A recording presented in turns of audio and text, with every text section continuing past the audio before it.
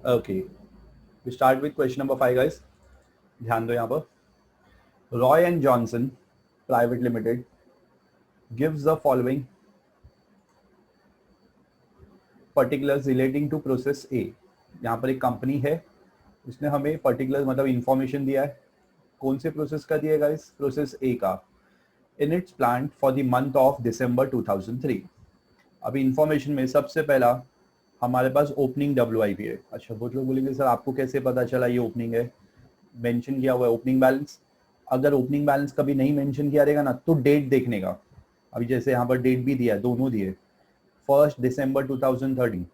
अब ये दिसंबर का इन्फॉर्मेशन है गाइस, यहाँ पर बोला था for the month of December 2003। और यहाँ पर हमारे पास ये बैलेंस कब का दिया है? 1 दिसंबर का या 31st? It is of 1 December, so that means it is my opening balance. अच्छा, ओपनिंग बैलेंस मेरे पास 500 यूनिट्स है, दिस इज माई क्वांटिटी। और ये उसकी कॉस्ट दी हुई है, that is material, labour and overheads. ये तीनों का टोटल 14,400 है गाइस। ठीक है, this is my opening WIP। Opening WIP input में आता है डेबिट साइड। आगे यूनिट्स इंट्रोड्यूस्ड बोला है। अच्छा, यूनिट्स इंट्रोड्यूस का मतलब है फ्रेश यूनिट्स, तो ये कहाँ पर आएगा? डेबिट में। कितना आएगा? 19,500। प्रोसेस कॉस्ट दिया हुआ है, मतलब ये प्रोसेस करने का खर्चा, यूनिट्स को प्रोसेस करने के लिए मटेरियल, लेबर, ओवरहेड्स। ठीक है, उसके बाद क्या दिया है? आउटपुट। अच्छा, आउटपुट में क्या बोला है? Unit transfer to process B. अच्छा, हम प्रोसेस बी में कौन सा यूनिट्स गाइस ट्रांसफर करते हैं? Completed. We always transfer completed units. तो ये मेरा कंप्लीटेड यूनिट्स है 18,200। ठीक है, आगे बढ़ते।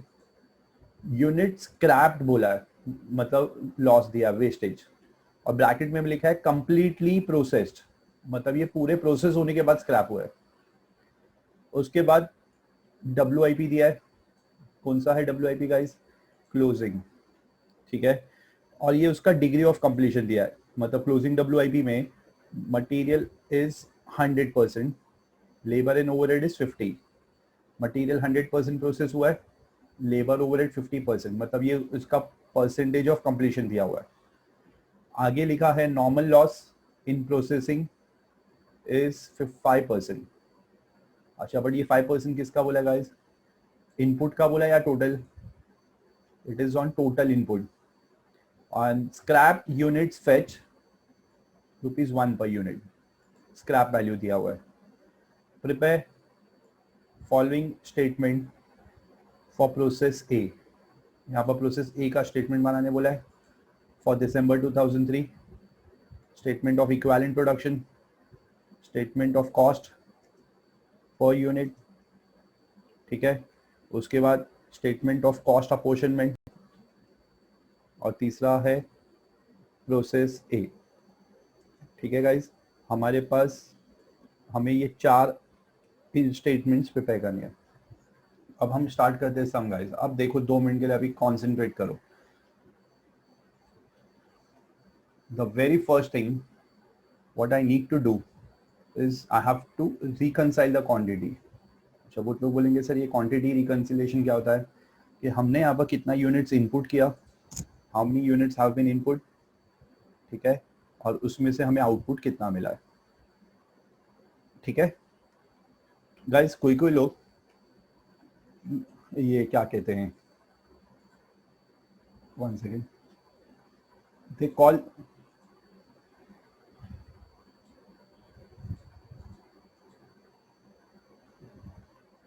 They call equivalent unit statement.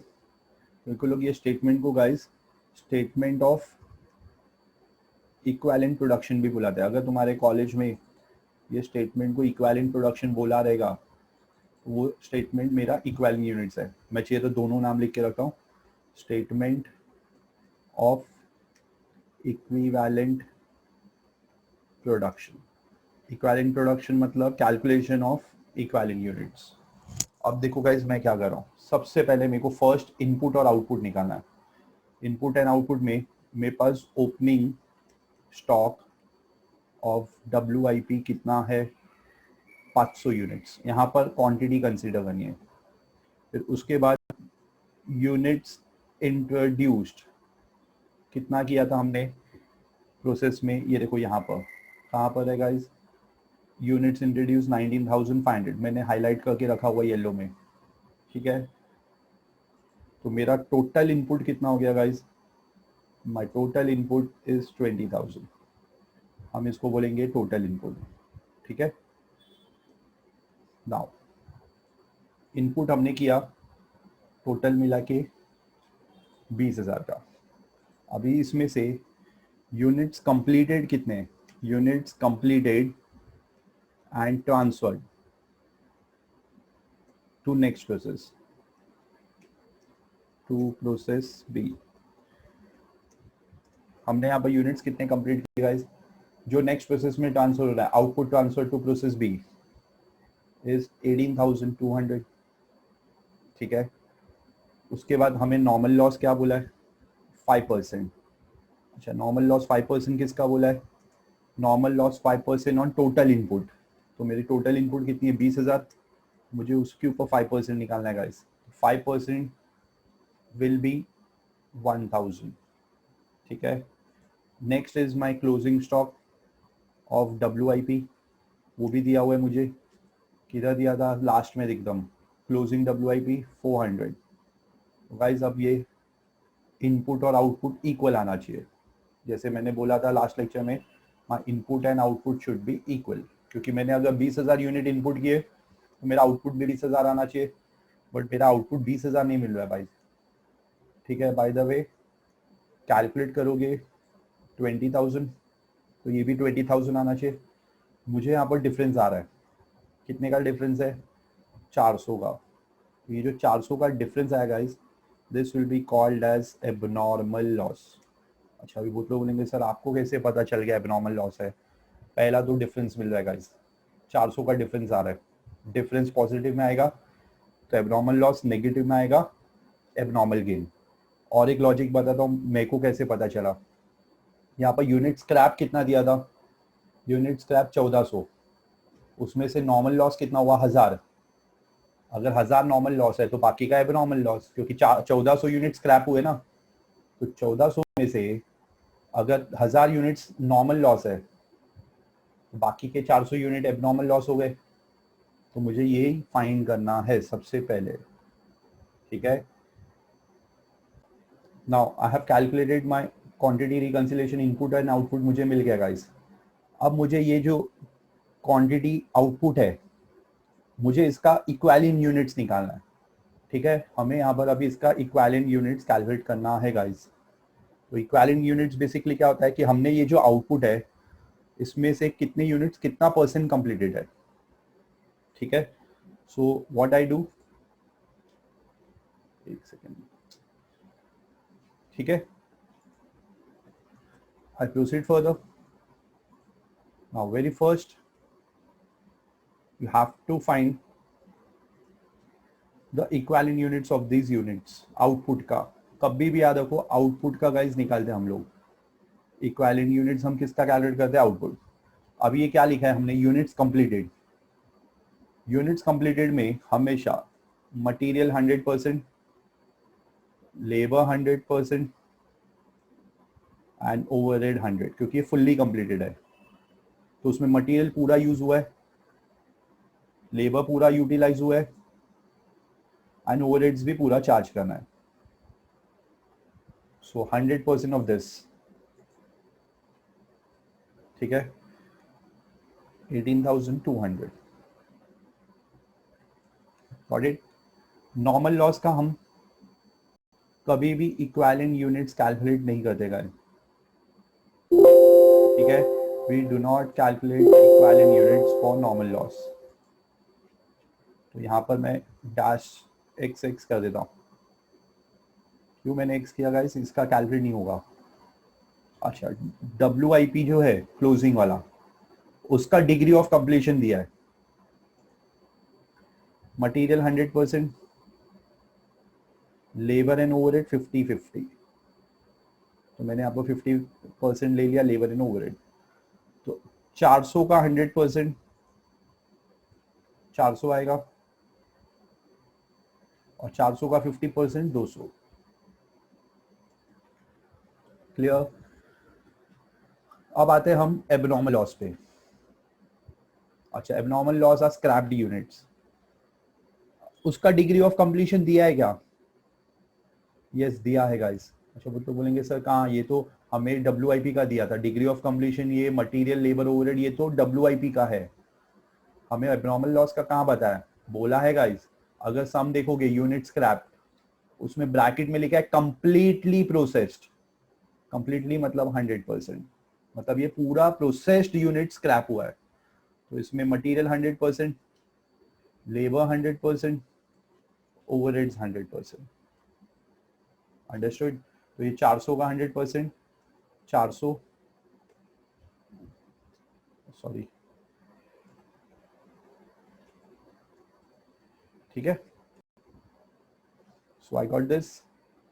अब मुझे क्या करना है, इक्विवेलेंट यूनिट्स का टोटल करना है।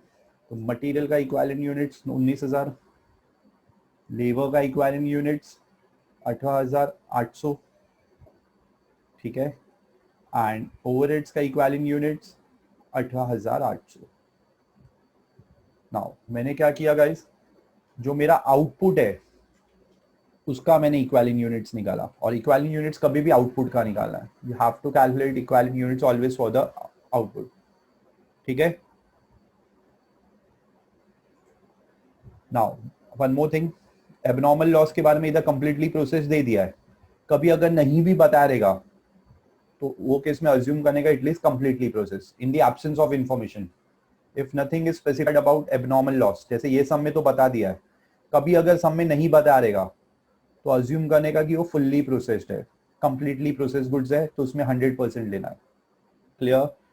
तो ये गाइस मेरा फर्स्ट स्टेप था, कैलकुलेशन ऑफ इक्विवेलेंट यूनिट्स, या कोई कोई लोग इसको बुलाते हैं स्टेटमेंट ऑफ इक्विवेलेंट प्रोडक्शन, ठीक है। Now my second step guys, मुझे ये जो इक्विवेलेंट यूनिट्स है इसको कंप्लीट करने के लिए कितना कॉस्ट, इसका कॉस्ट पर यूनिट है क्या है, मुझे वो निकालना है। मतलब ये मेरे क्वांटिटी है, मटेरियल मैंने 19,000 यूनिट कंप्लीट किए, तो ये 19,000 यूनिट के लिए what is the price of material, मुझे अब वो निकालना है। तो इसको हम बोलते हैं कैलकुलेशन ऑफ ECPU। ECPU का फुल फॉर्म है इक्विवेलेंट कॉस्ट पर यूनिट, ठीक है guys. Equivalent cost per unit में अभी करना क्या है, सबसे पहले तुम्हें लेना है कॉस्ट ऑफ ओपनिंग WIP, ठीक है। ओपनिंग WIP कितना दिया है, कॉस्ट, कॉस्ट बोला है मैंने, क्वांटिटी नहीं। सी आई हैव, इधर मैंने क्या लिखा है, कॉस्ट लिखा है गाइस।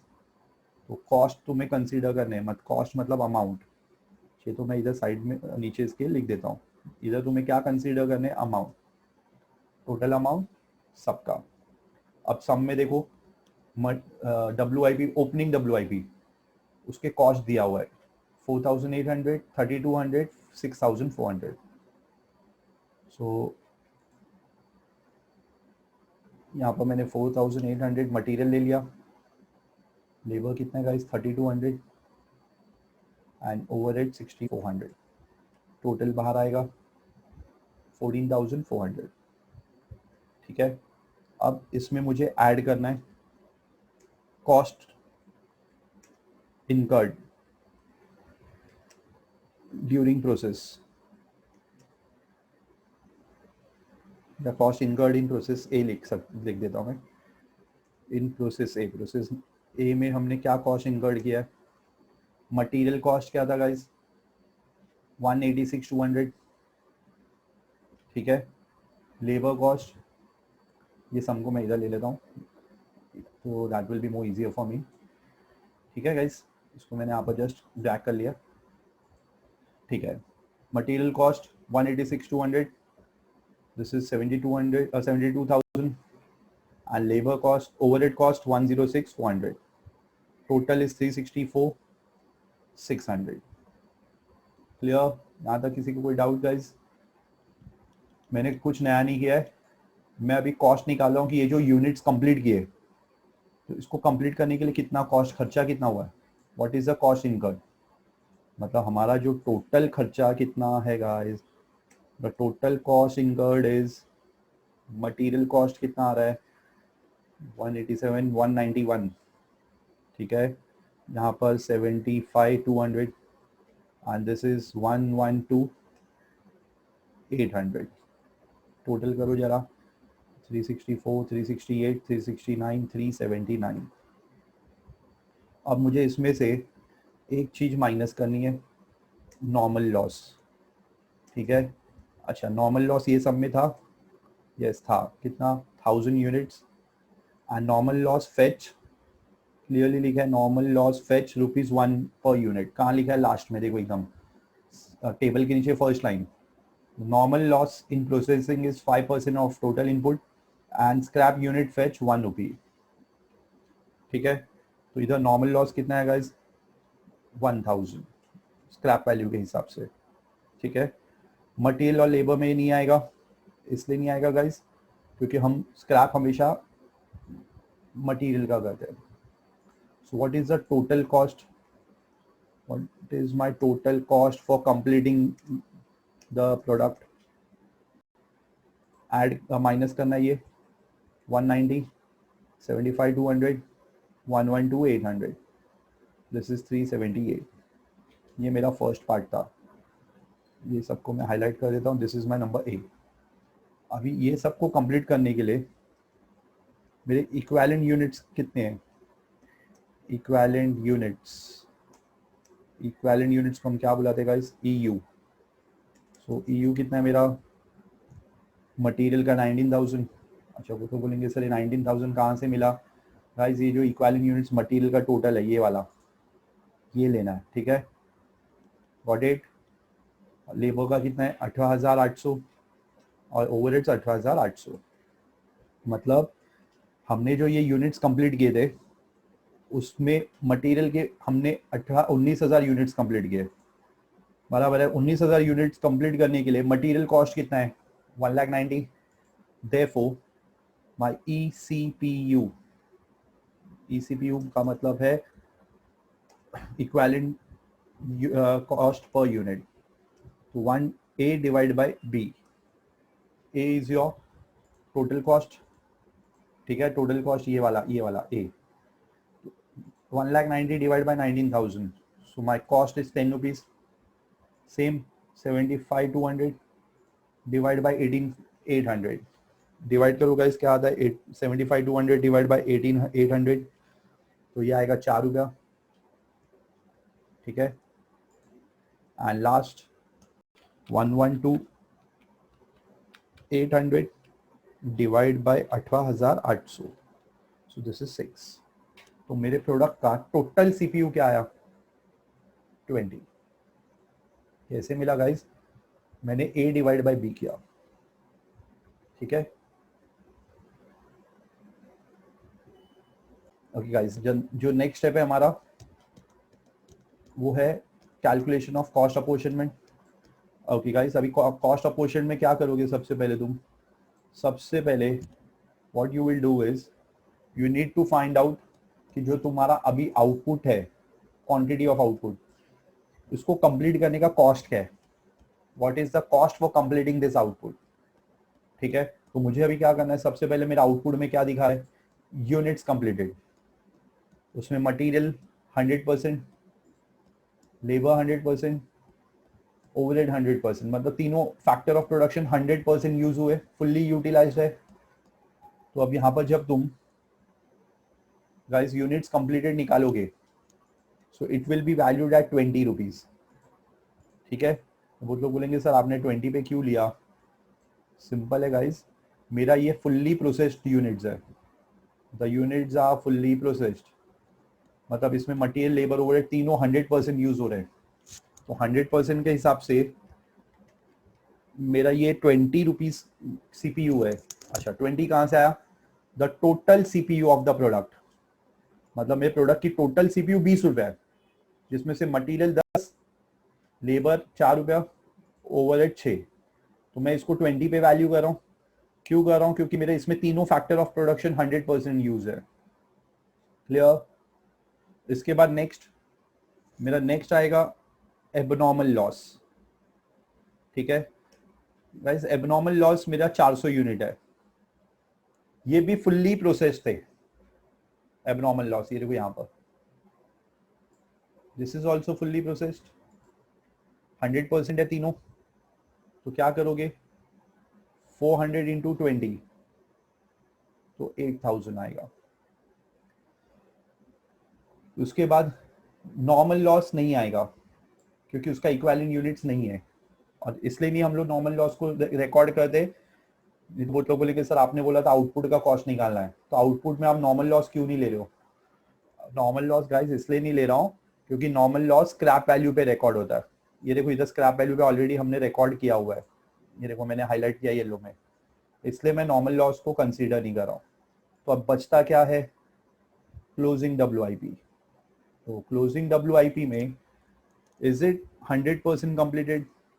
टेल मी दैट, क्या ये फुल्ली प्रोसेस्ड है क्या? नहीं गाइस, ये फुल्ली प्रोसेस नहीं है।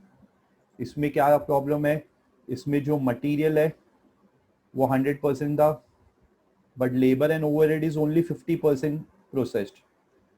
लेबर और ओवरहेड्स जो है गाइस वो पूरा 100% प्रोसेस नहीं है। तो मुझे अब क्या करना है, मुझे ये तीनों का इक्विवेलेंट यूनिट्स जो है वो कंसीडर करने हैं।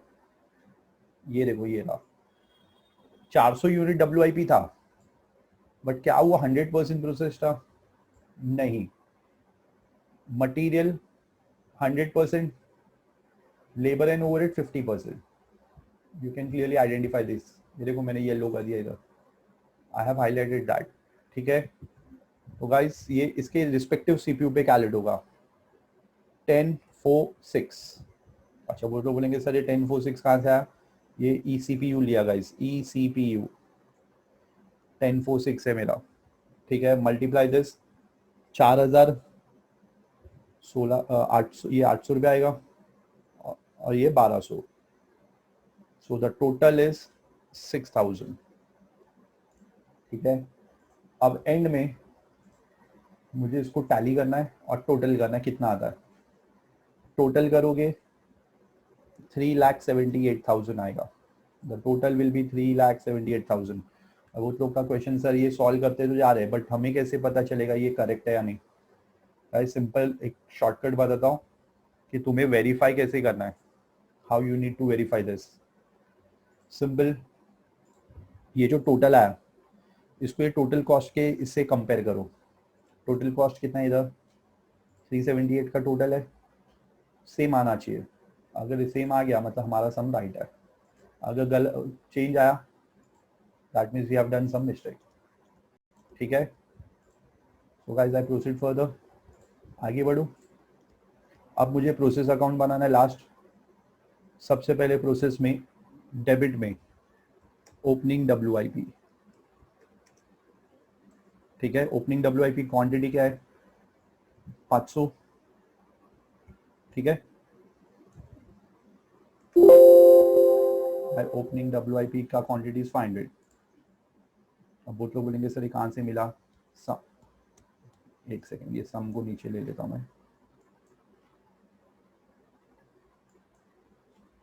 ठीक है, ओपनिंग WIP 500 है और उसकी कॉस्ट क्या है 14,400।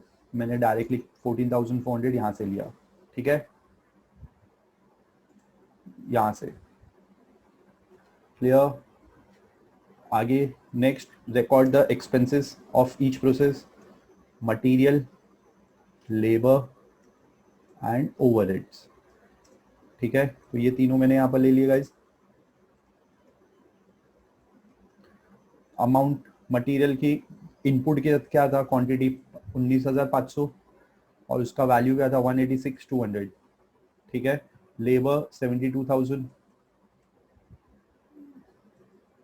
And overheads 106,400। ठीक है, आई प्रोसीड फर्दर, आगे बढ़ू गाइस। अब हम आते हैं आउटपुट पे। आउटपुट में सबसे पहला नॉर्मल लॉस। ठीक है, उसके बाद एबनॉर्मल लॉस,